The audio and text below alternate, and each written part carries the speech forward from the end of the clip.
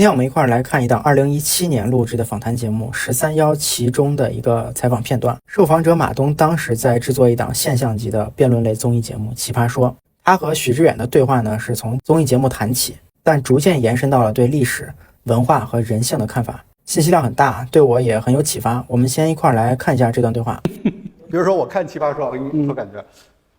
就争好多问题嘛，又看了好多集，有什么可争的？对，我就是这种感觉，就这不都是，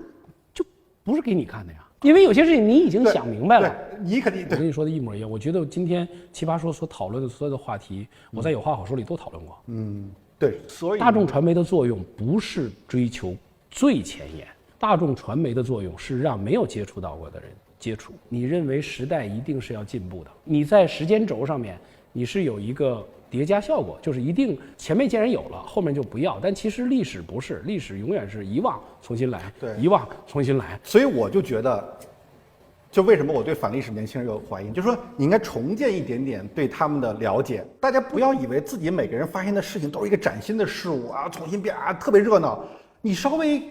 理解一点过去人在做什么事情，你就会知道这个东西并不是。这个世界上大约只有5%的人有愿望积累知识，了解过去，那95%的人就是在活着，就是在生活。只是这95%的人，每一个人今天都有了一个自媒体的权利，而且有了技术通道，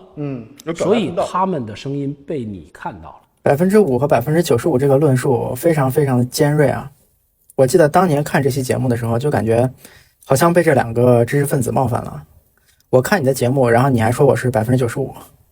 但是几年之后，随着我个人阅历的增加，我抛开了个人情绪啊，反复回想他们的观点，还是能领悟到一些其中的道理的。我第一个体会是，我们眼里的新问题，往往是别人眼里的老问题。这个所谓的别人有很多维度啊，就古今中外。一个个体，你所面对的各种人生命题，是无数其他的个体曾经经历过、思考过、选择过的。一个企业你面对的问题，也是其他很多企业曾经经历过，并且其中很多企业解决过的。那我们国家正在经历的发展阶段，也是其他很多发达国家曾经走过的路。所以沿着时间轴向前回溯，或者说向更广的空间回溯，就好像是一个上帝视角做对照实验一样。那你可以看到当初别人在面对这个问题的时候是怎么想的，后来又是怎么选择的。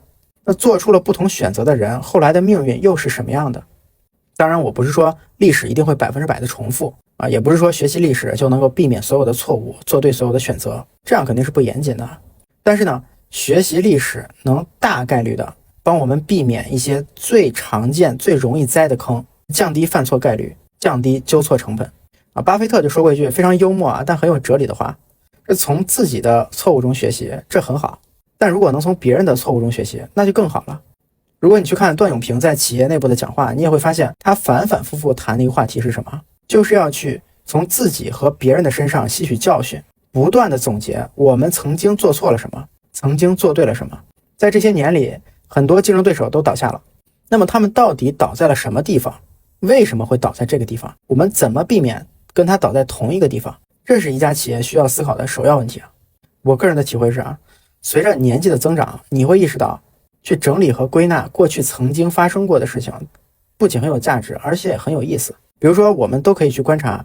回想你身边某一位长辈他一生的轨迹，去思考他的性格、他的重大的选择以及他的命运走向。我们可以去总结你所在的行业和公司这么多年在市场的周期里起起伏伏的变化。我们也可以去看一些很多年前的人物访谈、人物传记，你去看他们的言和行，以及他们后来的遭遇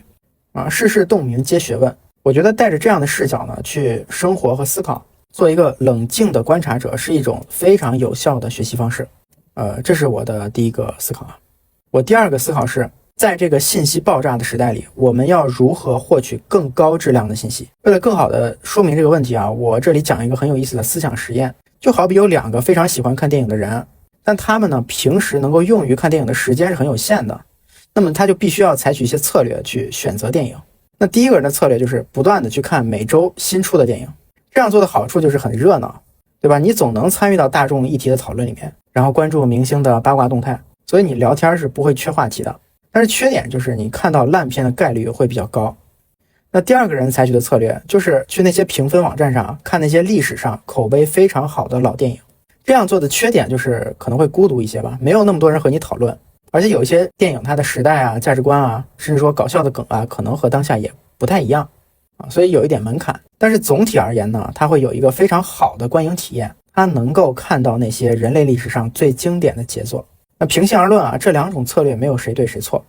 他们都能得到自己的那一份乐趣。但是长期来看呢，你会发现后者看到的电影的质量要比前者高很多，他对电影这种艺术的理解，对于电影探讨的各种话题的体会也会深很多，对吧？其实这个思想实验就是我们每个人每天的生活，我们每时每刻都身处于这场实验中，对吧？你看各种社交媒体，文字也好，视频也好，你所接受的一切信息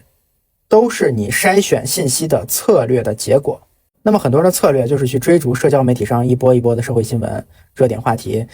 关注一些娱乐明星，关注一些琐事吧，去讨论当下发生的是是非非。当然这也没有错啊，这是一种很有烟火气、很轻松的内容消费行为。但是另一种策略呢，就是如果你想要提升内容摄取的质量，提升自己的认知，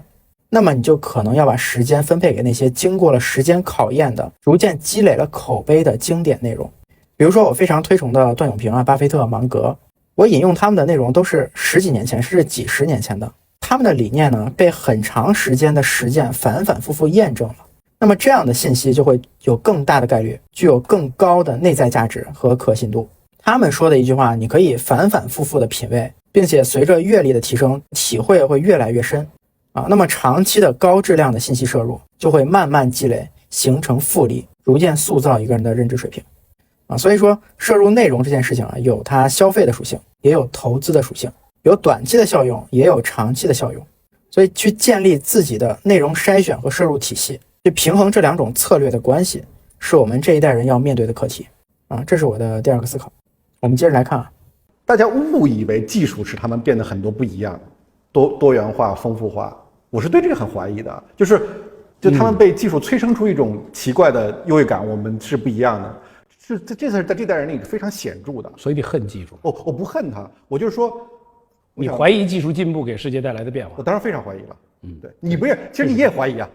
我从来都没有。你这前后矛盾的。没有啊。你前面跟我说，时代真的在进步吗？不，我说的是心理，我说的是我们的心理结构和因人群而组成的共同人群的文化结构没有大的变化。如果这个世界的变化根源，绝逼是技术进步啊。没有什么可以跟技术进步给世界造成的变化相提并论。但是在心理上，人的生物进化的节奏是非常慢的，所以几千年对于我们的进化历程来说太短，所以本质上我们没有变化。这个事一点都不矛盾，是我没说，对，我知道心理结构没有变化，而世界在变化。这段讨论的议题也是非常深刻的我们生活在一个技术爆炸、生产力爆炸的时代，从18世纪的工业革命到21世纪初，这200多年的高速增长是人类文明前面几千年无法想象的。那作为当代的中国人体会可能更加强烈，因为我们用了30年的时间走了发达国家100年走的路，以至于我们这一代的年轻人你不要说看古代的历史了，哪怕是我们听上一代人或者上上代人讲述他们当年的生活，都会觉得不可思议，怎么人那么容易就会饿死好像那就是另一个世界的事情一样。那么在这样的背景下呢，很多年轻人就会觉得你们过去那一套放在现在就没有什么意义了，我们是不一样的，我们是新时代的新人类所以就出现了他说的叫所谓反历史、对历史不感兴趣的年轻人。但是马东谈的点就很好，其实人类在很多层面上一直以来都是一样的，我们面对的大多数问题也是一样的。我来列举几个方面到底什么是不变的。第一，人性是不变的，那人要面对的人生4大主题，生老病死，这是从来没有变过的。人本质上和其他的动物是一样的，就生存和繁衍是进化的目的和方向，而今天的我们呢，是自然选择的结果。我们的基因和人性和3000年前、5000年前新石器时代的人差别是非常小的。从这个角度来说，所有的现代人都是衣冠楚楚的野蛮人。道德的教化呢，是规训了我们的外在，但是我们内在的动物性，这些趋利避害的本能，比如说贪婪、懒惰、占有欲，当然也有舐犊之情、同情心、合作性，这些本性是我们的出厂设定。所以马东说的很好，对于人性来说，几千年太短，那么学习和理解人性的一个绝佳方式啊，就是从历史里学习，了解过去的人在各种各样的情境下，在本能被激发的状态下会做出什么样的事情。那么现在的人其实和他们是一样的，你就会对人性有很深的理解。第二个，数学和物理定律是不变的，比如说这个宇宙最大的规律热力学第二定律是不会变的。这个所谓熵增定律啊，它具体体现到社会学中，就比如说一个人在一种状态中时间长了之后，就容易懈怠、傲慢和放纵。那如果他还取得了一些成绩呢，堕落就会来得更快更彻底。同样，一个组织随着时间推移呢，它的组织熵就会增加，它一定会倾向于臃肿、腐败、人浮于事、内耗。在这个过程中，矛盾就会开始积累并激化。再比如说，均值回归是不会变的，不管你多么聪明，那你的孩子大概率在聪明这一项指标上并不会比你更突出，而是会向普通人回归。再比如说像复利原理啊、大数定律啊、正态分布啊这样的数学和统计学规律，这都是永远不会变的。第三，就是博弈模型不会变。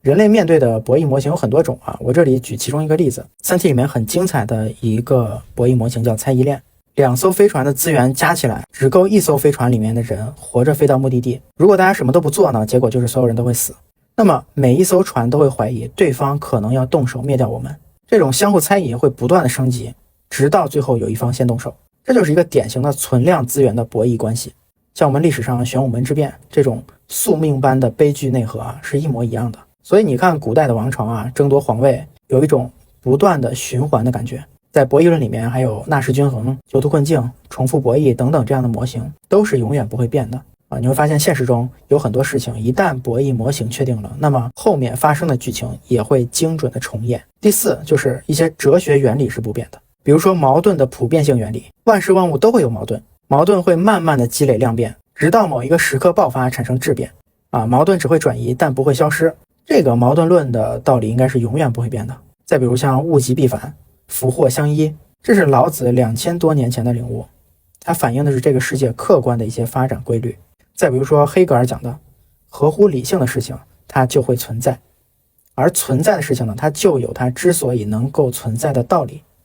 再比如茨威格说的所有命运馈赠的礼物都在暗中标好了价格，就是凡事都有代价，只不过代价的形式不一样。这些原理我相信也是永远不变的吧。那除了这些物理规律、人性规律、哲学原理，还有心理学、经济学、生物学、信息论、系统论等等等等基本原理也是永远不变的。所以说我们虽然生活在一个表面上看起来前所未有的繁荣时代，但是呢我们不能过于的傲慢，不要去高估自己的不一样。其实我们每一个人的成长过程都印证过这一点啊。你看我们上学的时候就会觉得自己很特别，我就挺看不上那些大人的，觉得他们无聊死板，好像道德水准也不是特别高，就觉得你们这些人怎么这样啊，然后这个社会怎么这么多问题。我长大以后肯定不会这样，但是自己真的进入了社会之后呢，经历了现实的毒打，见过了人性的复杂，我就发现自己开始理解那些大人了，也理解了人的局限，他们为什么会变成那样，他们为什么要做出那些选择。当我自己站到那个位置的时候，我一下就明白了，